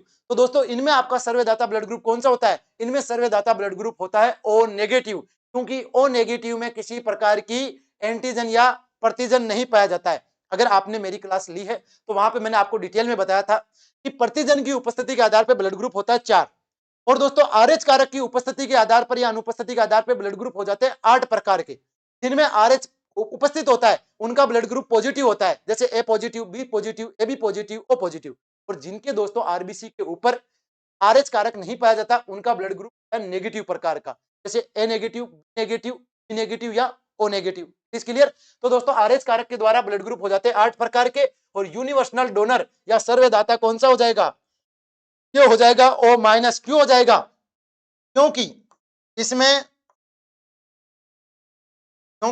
इसमें किसी प्रकार का, इसमें आरबीसी की सतह पर कोई प्रतिजन नहीं पाया जाता। आरबीसी की सतह पर कोई प्रतिजन नहीं पाया जाता, कोई प्रतिजन नहीं पाया जाता, नहीं पाया जाता, पाया जाता। तो देखिए अगर क्वेश्चन पूछा जाता है, अगर ओ नेगेटिव या ओ नेगेटिव या ओ पॉजिटिव नहीं देता तो केवल आंसर होगा सर्वदाता का ओ, और अगर नेगेटिव पॉजिटिव दे रखा है तो आंसर जाएगा क्या? O minus. और दोस्तों देखो ए बी प्लस को बोलते हैं सर्वदाता, सॉरी सर्वग्राही। अरे क्या बोलते हैं? सर्वग्राही। अरे ये तो सार्वजनिक बस है, चलती फिरती बस है जिस पर कोई भी बैठ जाता है, और कोई भी बैठ जाने का मतलब है दोस्तों इसको कोई भी ब्लड दे सकता है, इसको बोलते हैं सर्वग्राही। अरे ये सभी से लेता है, क्या लेता है? ये लेता है दोस्तों क्या? ब्लड। किससे भी लिया जा सकता है, तो इसे बोलते हैं सर्वग्राही, क्योंकि इसमें किसी प्रकार का प्रतिरक्षी नहीं पाया जाता। प्लाज्मा में कोई प्रतिरक्षी, प्लाज्मा में नहीं, प्लाज्मा में कोई प्रतिरक्षी नहीं पाया जाता, कोई प्रतिरक्षी नहीं पाया जाता। प्लाज्मा में कोई प्रतिरक्षी नहीं मिलता, इसलिए ब्लड ग्रुप ए बी होता है, ए बी प्लस आपका सर्वग्राही, और ओ नेगेटिव होता है, इसमें आरबीसी की सतह पे कोई प्रतिजन नहीं पाया जाता। अगले की तरफ बढ़े। सर्वदाता ब्लड ग्रुप कौन सा है? O negative. और सर्वग्राही कौन सा है? यह है दोस्तों आपका A B positive. A B positive, positive का मतलब होता है नहीं है कि नेगेटिव वाले लोग दोस्तों नकारात्मक सोच वाले होते हैं, गलत भ्रम फैलाया हुआ है। चलिए अगला क्वेश्चन पूछा गया है, यदि पिता का ब्लड ग्रुप ए है और माता का ब्लड ग्रुप है बी, तो इनमें से होने वाली संतान में कौन कौन सा ब्लड ग्रुप हो सकता है? अरे एक माता है, एक पिता है, एक नर है, एक नारा नहीं, एक मादा है, एक नर है और एक मादा है। तो दोस्तों अगर हम बात करें इनके द्वारा संतान पैदा होती है तो उस संतान के अंदर ब्लड ग्रुप चांसेज हो सकते हैं, और हमने दोस्तों संतान के अंदर ब्लड ग्रुप करने का प्रोसेस देखा था। और कैसे देखा था? हमने कहा था अगर पिता का ब्लड ग्रुप होता है क्या? पिता का ब्लड ग्रुप होता है ए, और अगर माता का ब्लड ग्रुप होता है दोस्तों बी, तो दोस्तों इसको पर्सन के अंदर लिखा कैसे जाएगा? ए को लिखेंगे ए ओ और बी को लिखेंगे बी ओ, और यहां से दोस्तों 4 क्रिस क्रॉस पत्ती के द्वारा 4 दोस्तों पॉसिबिलिटी निकालेंगे। ए का पहले तो इन दोनों के साथ दोस्तों मैं रिएक्शन कराऊंगा, ये देखो ए का इसके साथ हो गया, दूसरा आपका ए का हो गया इसके साथ। अगर हम बात करें ओ की, तो ओ की भी क्रिया करवाएंगे। देखो ओ का हो गया इसके साथ और ओ का हो गया इसके साथ, तो 100 में से 4 पॉसिबिलिटी बनेगी 25-25% की। तो पहला तो क्या हो गया? पहला तो हो गया ए बी, ये तो हो जाएगा ब्लड ग्रुप ए बी। ये हो जाएगा दोस्तों ए ओ, और ए ओ को बोलते हैं दोस्तों ब्लड ग्रुप ए। अरे ए ओ को क्या बोला था? Blood group A. फिर दोस्तों यहां से बनेगा बी ओ, और बी ओ को बोलते हैं ब्लड ग्रुप बी, और ये है ओ ओ, और ओ ओ से क्या होगा? ओ ओ से ओ होगा ब्लड ग्रुप ओ। तो देखो 25% चांस है कि ब्लड ग्रुप हो जाए क्या, ए बी। 25% चांस है कि ब्लड ग्रुप क्या हो जाए, ए। 25% चांस है कि ब्लड ग्रुप हो जाए क्या, बी। ये भी 25% है। और 25% ही चांस है कि ब्लड ग्रुप हो जाए ओ। इसका मतलब दोस्तों माता और पिता का ब्लड ग्रुप ए और बी हुआ, तो नॉर्मली अपने को देखने पे लगता है कि या तो बच्चा क्या होगा, ए का हो सकता है, या बी का हो सकता है, या ए बी का हो सकता है। अरे नहीं पगले, क्रिस कोर्स जो पत्ती है ना, उससे यह भी पता चल रहा है कि बच्चा आपका ब्लड ग्रुप ओ वाला भी हो सकता है। तो ऐसा नहीं कि घर में झगड़ा करना स्टार्ट कर दो, ये गुप्त दान किसने कर दिया है, अरे ये गुप्त दान नहीं किया है, ये आप ही का दोस्तों किया हुआ योगदान है जिसके कारण ये बच्चा बना है। तो हम कहेंगे दोस्तों सभी प्रकार के ब्लड ग्रुप हो सकते हैं। बिल्कुल आंसर क्या जाएगा, सभी प्रकार के ब्लड ग्रुप हो सकते हैं। आगे बढ़े, चलिए अगले क्वेश्चन की तरफ देखते हैं। तो अगला क्वेश्चन पूछा गया है, आरएच फैक्टर की खोज सन 1940 में के द्वारा की गई। आरएच कारक, आरएच कारक क्या होता है, आरएच कारक दोस्तों एक विशेष प्रकार का एंटीजन होता है। इसकी खोज की थी दोस्तों किसके अंदर, बंदर के अंदर। बंदर का नाम था मकाका रिसस बंदर। क्या नाम था, मकाका रिसस बंदर। और इसकी खोज की गई थी दोस्तों 1900 के अंदर। तो कोल लैंडस्टीनर ने खोज की थी एंटीजन की। और ये जो विशेष एंटीजन खोजा गया था, ये खोजा गया था 1940 में, 40 साल बाद में खोजा गया था। और दो वैज्ञानिक थे, एक तो था कोल लैंडस्टीनर, ये देखो पहला ऑप्शन कोल लैंडस्टीनर, और दूसरा था दोस्तों कौन, विनर। विनर ने और कोल लैंडस्टीनर ने 1940 के अंदर मकाका रिसस बंदर में, अरे आरएच फैक्टर सबसे पहले किसमें खोजा गया था, मकाका रिसस बंदर में। अरे ये भी बड़ा इंपॉर्टेंट क्वेश्चन बनता है कि आरएच कारक की खोज किसमें हुई थी, बंदर में हुई थी। और बंदर का नाम क्या था, मकाका रिसस। अरे रिसस से दोस्तों शब्द निकला था आर एच, है ना। तो रिसस बंदर से की खोज हुई थी, मकाका रिसस बंदर से। जिसकी आरबीसी के ऊपर दोस्तों आरएच कारक मिलता है, उसके अंदर तो बोलते हैं आरएच कारक अनुपस्थित। और दोस्तों जिसकी आरबीसी की सतह पे आरएच कारक नहीं मिलता, उसका ब्लड ग्रुप होता है आरएच माइनस प्रकार का। तो ये तो है अनुपस्थित, माइनस का मतलब तो है अनुपस्थित, और दोस्तों आरएच प्लस का मतलब है उपस्थित। अरे क्या होता है रे, ये होता है उपस्थित। बात समझ में आई कि नहीं आई, इट इज क्लियर और नॉट। अरे बात समझ में आई ना दोस्तों, बिल्कुल यकीनन आपको बात समझ में आई होगी। तो हम कहेंगे आंसर क्या जाएगा, आंसर जाएगा दोनों, बोथ आर करेक्ट है दोस्तों। और अगले क्वेश्चन की तरफ बढ़ते हैं। अगला क्वेश्चन है 22, और 22 की बात करते हैं। क्वेश्चन पूछा गया है कि निम्न में से कौन सा जोड़ा शादी के लिए असंगत माना जाता है। फिर हमारे पास एक नर है, एक मादा है। तो दोस्तों नर और मादा का जो ब्लड ग्रुप है ना, उसके आधार पर कौन सा जोड़ा है वो शादी के लिए उपयुक्त नहीं।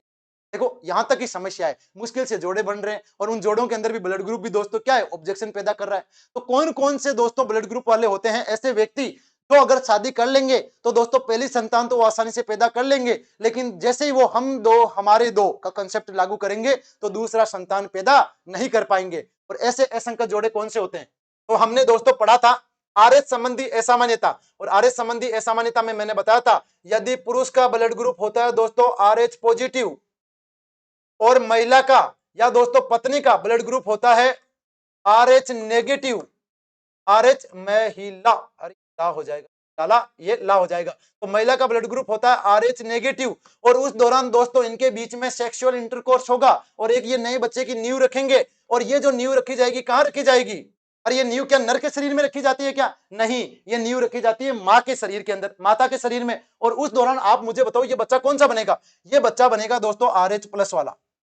देखो आरएच माइनस का मतलब है आरएच है ही नहीं, और आरएच प्लस का मतलब है आरएच है। तो बच्चे का भी, अरे बच्चे में पिता का भी तो योगदान होता है, और पिता का योगदान अगर होगा तो आरएच प्लस का उसके अंदर दोस्तों उपस्थिति रहेगी। तो दोस्तों ये अगर पहला बच्चा होगा ना आरएच प्लस वाला, ये तो सामान्य पैदा हो जाएगा।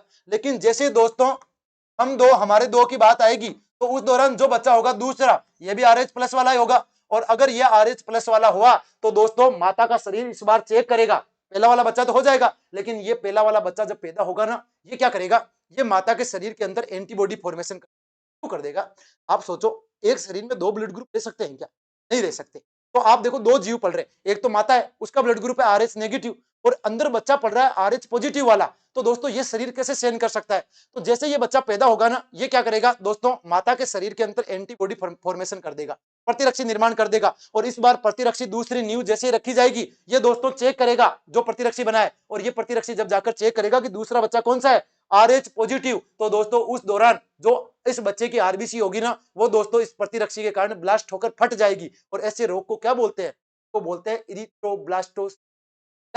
या जिसको बोलते हैं गर्भ रक्ताणु कोरकता, और उसके कारण दूसरे बच्चे की गर्भ में ही क्या हो जाएगी, मृत्यु हो जाएगी। बात समझ में आ रही है ना। अच्छा एक बात बताओ, अगर दूसरा बच्चा RH प्लस वाला ना होके गर्भ में रहता RH माइनस वाला, तो इसकी मृत्यु होती क्या, इसकी मृत्यु नहीं होती। अरे समझ में आ रही है बात, क्यों नहीं होती, क्योंकि जैसे ही दोस्तों एंटीबॉडी अंदर जाकर चेक करती बच्चे का ब्लड ग्रुप कौन सा, RH नेगेटिव वाला, और दोस्तों जैसे RH नेगेटिव वाला बोलता अरे ये तो बोलता हम एक जैसे ही, लेकिन दोस्तों उस दौरान महिला शक के घेरे में आ जाती, क्योंकि ये पति पूछता, ये क्या पूछता कि मेरा ब्लड ग्रुप है RH पॉजिटिव, और जाहिर सी बात है अगर मेरा बच्चा होता तो दोस्तों उसका ब्लड ग्रुप भी कौन सा, RH पॉजिटिव, उपदान किसने किया है, तो दौरान दोस्तों महिला शक के दायरे में आ जाएगी, तो ये ध्यान रखें। तो इसको बोलते हैं इरिथ्रोब्लास्टोसिस। आंसर क्या जाएगा, पुरुष RH पॉजिटिव, महिला जाएगी RH नेगेटिव। तो ये देखो कौन सा ऑप्शन है, आपको ऑप्शन दिखाई दे रहा है क्या, बिल्कुल मुझे फोर्थ ऑप्शन दिखाई दे रहा है, RH पॉजिटिव पुरुष। ये देखो पू का मतलब है पुरुष, और दोस्तों RH नेगेटिव मही का मतलब है महिला, है ना। देखो हमारे टाइपराइटर ने थोड़ी कंजूसी कर ली, मही को महिला लिखने से दोस्तों बच गया थोड़ा सा, चलिए कोई बात नहीं, होती रहती है छोटी मोटी मिस्टेक। अगले क्वेश्चन बढ़ते हैं। क्वेश्चन पूछा गया वयस्क व्यक्ति के हृदय का वजन कितना होता है। अरे हमारा जो दिल होता है ना, अपना हार्ट है ना, उसका वजन कितना होता है, तो क्वेश्चन क्या पूछा गया है, अच्छा वयस्क व्यक्ति पूछा है, देखो व्यक्ति का मतलब दोस्तों इसके संदर्भ में पुरुष, ये पुरुष के लिए पूछना चाह रहा है, तो आप ध्यान रखने व्यक्ति, व्यक्ति से बढ़िया शब्द रहेगा पुरुष।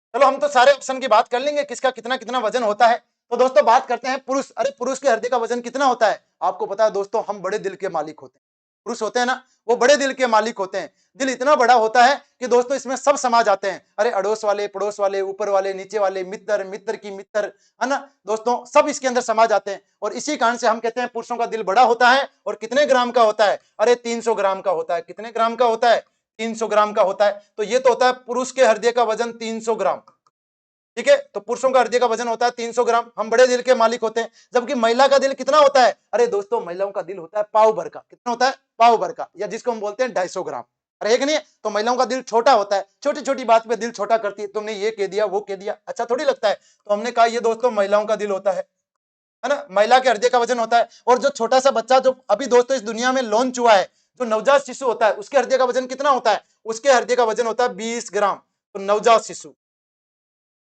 नवजात शिशु, इस क्लियर। और दोस्तों 8 किलो, अरे 8 किलो हृदय का वजन किसका होता है, अरे 250 ग्राम का जो दिल होता है ना, इसको जीतना बड़ी बात नहीं है, अरे जीतना है तो दोस्तों इसको जीत के दिखाओ, क्योंकि ये हृदय का वजन होता है किसका, ये होता है व्हेल मछली का। अरे किसका हृदय, व्हेल मछली का हृदय दोस्तों 8 केजी का होता है। आप कहोगे सर इसको भी क्या करेंगे, पड़ा। तो हमने कहा दोस्तों पुरुष के हृदय का वजन होता है 300 ग्राम, हम बड़े दिल के मालिक होते हैं। आपने बड़े दिल का मालिक होने का मतलब है कि हृदय का वजन ज्यादा होता है। कुछ लोग नेगेटिव ले लेते हैं कि हमारा दिल बड़ा होता है, और बड़ा होता है इसीलिए दोस्तों जो भी आता है वो समा जाता है अंदर की तरफ, और है कि नहीं। और पुरुषों की तो ये नेचुरल आदत होती है। वो एक कवियत्री है अनामिका, कि दोस्तों एक कविता की लाइन है जो आपको मैं सुनाता हूँ। कविता क्या है, यह है कि ये दरिया भी नहीं लेकिन समंदर चाहिए इनको, जरा देखो MD साहब टीचर चाहिए इनको, पढ़े करके जतन लड़की के मन को जीतते पहले, फिर उसके संग सहेली के भी नंबर चाहिए इनको। अरे तो बड़ा दिल होने का मतलब ये नहीं है कि जो भी आए दोस्तों उसी के, ठीक है दोस्तों स्वागत कर लो कि लग जा गले से। चलिए अगले क्वेश्चन की तरफ बढ़ते हैं। अगला क्वेश्चन है दोस्तों कौन सा, 24 क्वेश्चन है, रुधिर दाब मापा जाता है। हमारा रुधिर दाब या रक्त दाब या दोस्तों जो ब्लड प्रेशर है वो किसके द्वारा मापा जाता है। आप सभी ने पढ़ा होगा दोस्तों बीपी का जो मापन होता है, बीपी का मापन होता है किसके द्वारा, बीपी का मापन होता है, चलो एक एक ऑप्शन देख लेते हैं। पहला है हीमोग्लोबिनोमीटर, दोस्तों ये शरीर में हीमोग्लोबिन की मात्रा को मापता है, की मात्रा को मापता है, HB की मात्रा का मापन करता है हीमोग्लोबिनोमीटर। चलिए यानी दूसरे ऑप्शन की तरफ बढ़ते हैं। दूसरा ऑप्शन है स्टेथोस्कोप, दोस्तों स्टेथोस्कोप का काम क्या होता है, हृदय की धड़कन का जो, हृदय की धड़कन का जो मापन होता है ना, हृदय धड़कन का मापन, हृदय धड़कन का मापन,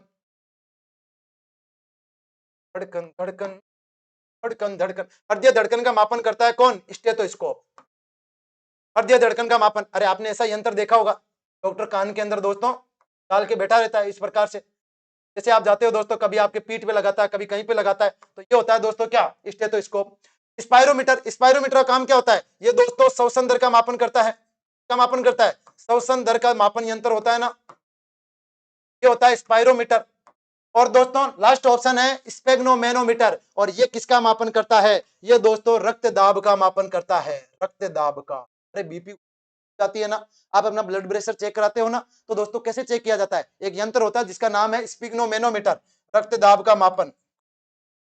रक्तदाब का मापन यंत्र कौन सा है? रक्तदाब का मापन यंत्र होता है स्पिग्नोमेनोमीटर। अरे ऐसा देखा होगा आपने, यहाँ देखा होगा ऐसा कोई ना कोई एक यंत्र देखा होगा इस प्रकार से, है ना। यहाँ पे दोस्तों पारा भरा होता है इसके अंदर, यहाँ पे साइड में पैमाने लिखे होते हैं और यहाँ से दोस्तों एक पट्टा जैसी संरचना निकलती है, ऐसी देखो ऐसी संरचना निकलती है, ऐसी संरचना। और यहाँ पे एक वैक्यूम पंप की तरह होता है और इसको दोस्तों जैसे ही आपकी ब्रेकियल आर्टरी के यहाँ पे लगाया जाता है और इसमें पंप भरा जाता है, तो उस दौरान दोस्तों आपके बीपी का मापन हो जाता है, मेजरमेंट कर देते हैं, है ना। हर दोस्तों हॉस्पिटल के बाहर की तरफ, है ना, एक मैनेजमेंट के रूप में मजबूत टिकाऊ नर्स बिठाई होती है, जिसका दोस्तों जिसको आप क्या करते हो, बीपी का मेजरमेंट।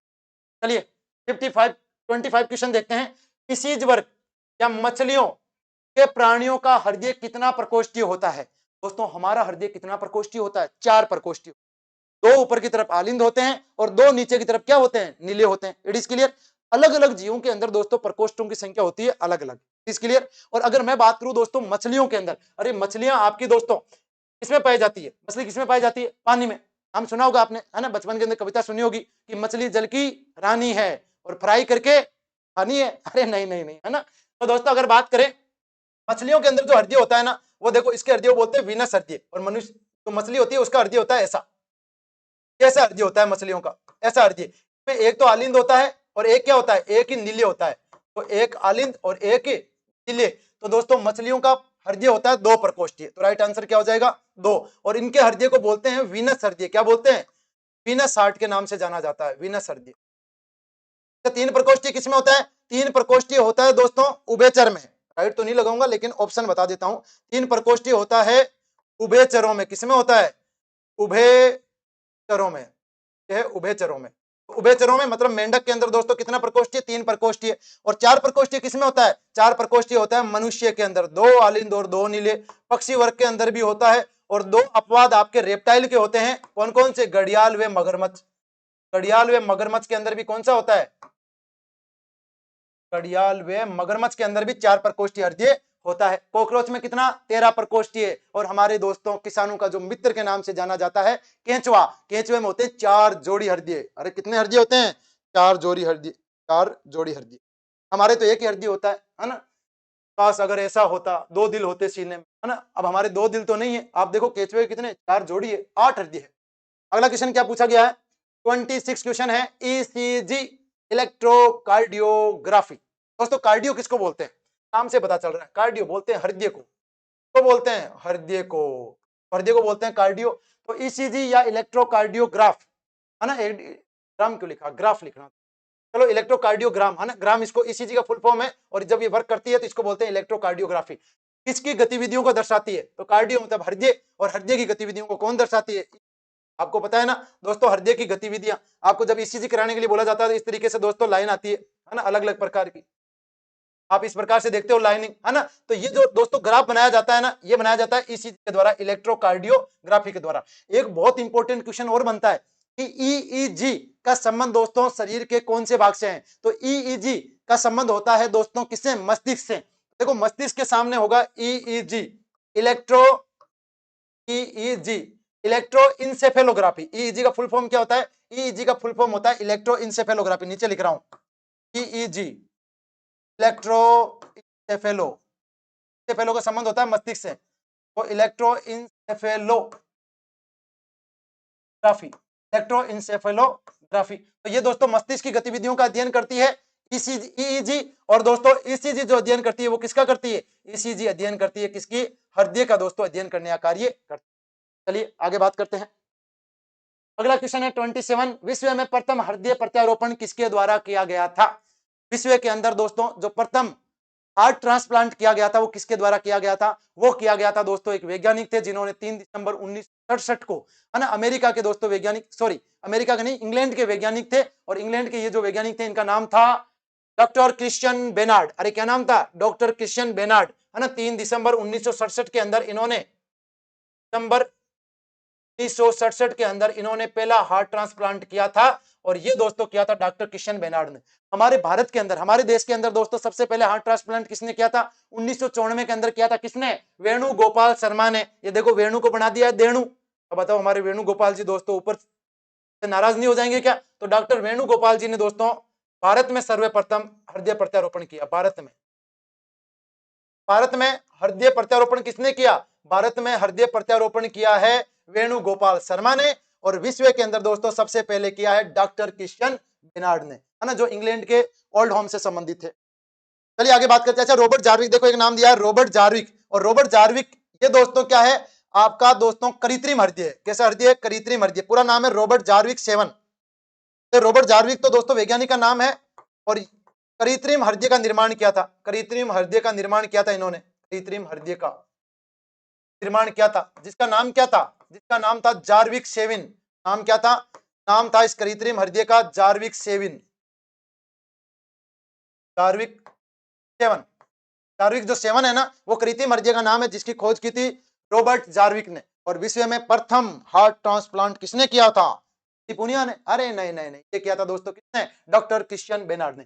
चलिए अगले क्वेश्चन की तरफ जाते हैं। क्वेश्चन पूछा गया है कि निम्न में से किसको हृदय का प्रारंभिक पेस मेकर कहा जाता है?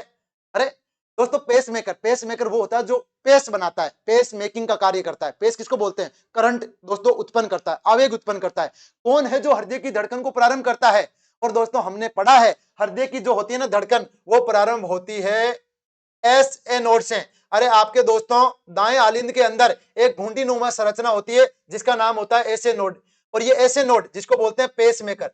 क्वेश्चन ही गलत पूछ लिया है, इसको पेस मेकर यहां नहीं देना चाहिए था, इसको क्वेश्चन पूछना था निम्न में से कौन हृदय की धड़कन को प्रारंभ करता है ना, हृदय की धड़कन को प्रारंभ या हृदय के आवेग कौन प्रारंभ करता है? वो करता है एस ए नोड, और एस ए नोड को बोलते हैं साइनो ऑरिकुलर नोड, या जिसको बोलते हैं पेस मेकर, या जिसको कहा जाता है हृदय का हृदय, या जिसको कहा जाता है हृदय का मस्तिष्क। ये दोस्तों यहां से विद्युत आवेग क्या करता है? उत्पन्न करता है। ये देखो विद्युत आवेग इधर जाएगा, फिर विद्युत आवेग इधर भी आएंगे, इधर भी, और यहां पाया जाता है एवी नोड। अरे क्या पाया जाता है? यहां पाया जाता है एवी नोड।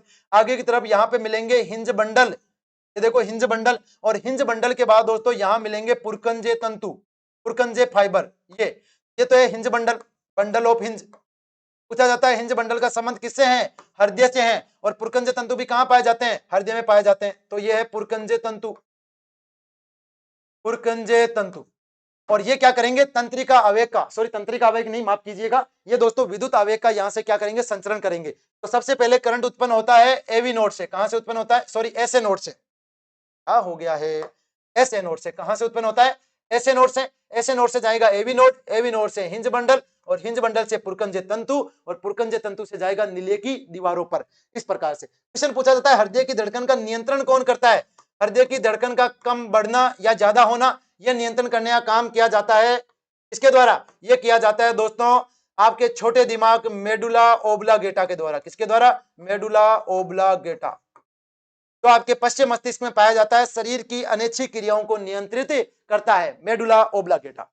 तो देखिए सारे ऑप्शन दे रखे हैं, AV node, His bundle, Purkinje तंतु। आंसर जाएगा एसए नोड, एसए नोड से AV node, AV node bundle, bundle से पुरकंजे फाइबर। चलिए दोस्तों लगभग हम क्वेश्चन के 29 सेशन में पहुंच चुके हैं, और 29 क्वेश्चन है मानव शरीर की सबसे व्यस्तम पेशी। अरे शरीर पेशी कौन सी पेशी है जो नॉन स्टॉप, इतनी बिजी है कि उसको टाइम ही नहीं है बिल्कुल, है ना, निरंतर रूप से दोस्तों कार्य करती रहती है, बार बार मूवमेंट करती रहती है। कैसी पेशी पाई जाती है? कौन सा अंग दोस्तों शरीर का लगातार काम करता है, बिना रुके दिन रात काम करता रहता है? हृदय। अगर ये रुक गया ना तो हमारा क्या हो जाएगा? राम नाम सत्य है, सत्य बोलो गत्य है। क्यों? क्योंकि दोस्तों हृदय का काम होता है शरीर में रक्त को पंप करना, और अगर मांसपेशियां आपकी हृदय की दोस्तों काम करना बंद कर देगी तो दोस्तों उस दौरान आपका हृदय हमारी मृत्यु का कारण बन जाएगा। तो दोस्तों यहां से आंसर जाने वाला है, शरीर की सबसे व्यस्तम या बिजी पेशी होती है हृदय पेशियां। इनको बोलते हैं मायोकार्डियम। क्या बोलते हैं? मायोकार्डियम। मध्यम पेशी होती है ये मायोकार्डियम, या जिसको बोलते हैं हृदय पेशियां। स्टेपीडियस दोस्तों, स्टेपीडियस कौन सी होती है? आइरिस कौन सी होती है? और मेसेस्टर कौन सी होती है? इनकी भी बात कर लेते हैं। स्टेपीडियस होती है दोस्तों, हाँ, शरीर की सबसे जो छोटी पेशी होती है ना, सबसे छोटी पेशी, शरीर की सबसे छोटी पेशी होती है स्टेपीडियस। सबसे छोटी पेशी ये होती है स्टेपेडियस। शरीर की सबसे सक्रिय पेशी, सबसे सक्रिय पेशी होती है आइरिस पेशी, जो आंखों में पाई जाती है। सबसे सक्रिय पेशी, ये आंख का पर्दा बोलते हैं, सक्रिय पेशी, है ना। सक्रिय पेशी क्या होती है दोस्तों? आपकी आइरिस पेशी। और मेसेटर पेशी, या जिसको बोलते हैं मेजेस्टर, ये दोस्तों आपकी मैंडिबल हड्डी के पास पाई जाती है। मैंडिबल हड्डी शरीर की सबसे कठोर हड्डी होती है। और अगर बात करें सबसे कठोर पेशी, तो सबसे कठोर पेशी होती है मेसेटर। सबसे कठोर पेशी, सबसे कठोर पेशी होती है मेसेटर। तो देखो 3 क्वेश्चन और तैयार हो गए हैं। शरीर की सबसे बिजी या व्यस्तम जो पेशी होती है वो तो होती है मायोकार्डियम या हृदयक पेशियां। स्टेपीडियस जो होती है वो सबसे छोटी पेशी है। जो आपके दोस्तों शरीर की सबसे छोटी हड्डी जिसका नाम क्या है, जिसका नाम है स्टेपीज हड्डी, उसके पास भी मिलता है, नाम मिलता जुलता है ना, स्टेपीज, स्टेपीडियस, है ना। तो दोस्तों आसानी से याद हो जाएगा। सबसे सक्रिय पेशी आयरिस पेशी, और सबसे दोस्तों मजबूत या कठोर पेशी होती है मेसेटर पेशी, जो आपकी मैंडिबल के पास में मिलती है। और दोस्तों अब बढ़ते हैं हम हमारे लास्ट क्वेश्चन की तरफ। तो देखिएगा लास्ट क्वेश्चन पूछा गया और बड़ा इंपॉर्टेंट क्वेश्चन पूछा गया है। पूछा गया है कि हमारी जो हार्ट रेट होती है, हृदय की जो धड़कन होती है, सामान्य व्यक्ति की हार्ट रेट कितनी होती है, उसका सिस्टोलिक प्रेशर और डायस्टोलिक प्रेशर कितना होता है। और हमने दोस्तों बहुत अच्छे से पढ़ा था। हमने कहा था हमारे शरीर में जो बीपी होती है ना, सामान्य बीपी, सामान्य बीपी, सामान्य बीपी, सामान्य बीपी को 2 रूपों से लिखा जाता है। ऊपर तो लिखा जाता है एसपी, सिस्टोलिक प्रेशर, संकुचन दाब। नीचे लिखा जाता है बीपी, जिसको बोलते हैं डायस्टोलिक प्रेशर, या जिसको बोलते हैं अनुशीतलन दाब। और इसका मैंने आपको आंकड़ा बताया था। सिस्टोलिक प्रेशर होता है 120 और डायस्टोलिक होता है 80। और इकाई क्या होती है, दोनों की इकाई होती है एमएम ऑफ एचजी। स्तंभ में पारे की ऊंचाई, वो भी किसमें, मिलीमीटर में। तो दोस्तों मिलीमीटर में पारे की ऊंचाई इंच, और मान होता है 120/80। अगर ये मान दोस्तों ज्यादा होता है तब तो दोस्तों हमारे बीपी का जो मान होता है वो बढ़ जाता है, और हम कहते हैं हमारे शरीर में हो गया है हाइपरटेंशन। क्या हो गया है, हाइपरटेंशन, बीपी का अधिक होना। और अगर बीपी लो हो जाती है तो इसको बोलते हैं हाइपोटेंशन। और हाइपोटेंशन के अंदर ये मान दोस्तों दोनों ही क्या हो जाएंगे, घट जाएंगे। तो राइट आंसर क्या होगा, राइट आंसर होगा 120/80 mm ऑफ। आगे आप इसका इकाई भी, तो दोस्तों यहां से आपका 120/80 mm ऑफ एचजी होने वाला है। देखो 100/70, अरे 100/70 देखो कम हो रहा है ना, 120/80, तो 100/70 इसको बोलेंगे दोस्तों क्या, इसको बोलेंगे हाइपोटेंशन। हाइपोटेंशन, और हाइपो का मतलब क्या होता है, इसको लिखते हैं टेंशन और टेंसस। हाइपोटेंशन और हाइपो का मतलब होता है कम। तो बीपी का कम होना क्या कहलाता है, बीपी का कम होना कहलाता है हाइपोटेंशन। आंकड़ा हो जाता है 100/70, और आंकड़े का मान बढ़ने लगता है तो इसको बोलते हैं हाइपरटेंशन। अरे क्या बोलते हैं, हाइपरटेंशन। अरे हाइपर का मतलब क्या होता है, ज्यादा होना। कभी कभी लड़ाई होती है ना, तो कोई ज्यादा ही बोलता है तो क्या बोलते हैं, ज्यादा हाइपर होने की आवश्यकता नहीं है ना। लेडीज ज्यादातर यूज करती है ऐसे शब्दों को, ज्यादा हाइपर मत हो भैया, अरे एक नहीं है। तो दोस्तों यहां से बात करते हैं हाइपर। हाइपर का मतलब होता है ज्यादा, और इसका मतलब होता है बीपी का शरीर के अंदर बढ़ना, और बीपी का माप बढ़ जाता है तो इसको बोलते हैं हाइपर। व्यक्तियों का सेवन कम करना चाहिए। जिनका बीपी लो होता है ना, उनको क्या करना चाहिए, अधिक करना। के साथ आज का हमारा सेशन खत्म होता है। दोस्तों आप अपने कमेंट सेक्शन में ये मुझे जरूर बताइएगा, हमें आपको किस तरीके से कौन सा पार्ट बहुत अच्छा लगा है, कौन से पार्ट के अंदर आपको चीजें कम समझ में आई है, या दोस्तों किसी प्रकार का इंप्रूवमेंट या कुछ अलग प्रकार की टेक्निक जो आप चाहते हो, आप अपने विचारों को जरूर कमेंट बॉक्स में लिखिएगा, मैं वहां पे गौर फरमाऊंगा। और दोस्तों आप अपने चैनल को, जो हमारा चैनल है मोहित दहिया क्लासेज, हमारा क्या ये आप ही का चैनल है, और इसको आप सब्सक्राइब कीजिएगा, शेयर कीजिएगा वीडियो को, साथ में बेल आइकन है उसको भी प्रेस कर लीजिएगा, ताकि आने वाले जो वीडियो है उनके दोस्तों नोटिफिकेशन आपको टाइम पे प्राप्त हो जाए। और आज के सेशन की मैं यहां से आपसे अलविदा लेता हूं, और नए सेशन के साथ, नए टॉपिक के साथ मिलेंगे अगली क्लास के अंदर। यहां से आप इन क्वेश्चन को सोल्व कीजिए और अपनी दोस्तों तैयारी को एक नया आयाम दीजिए। और आप सभी को बहुत बहुत धन्यवाद। Take care, good bye, okay, मिलते हैं।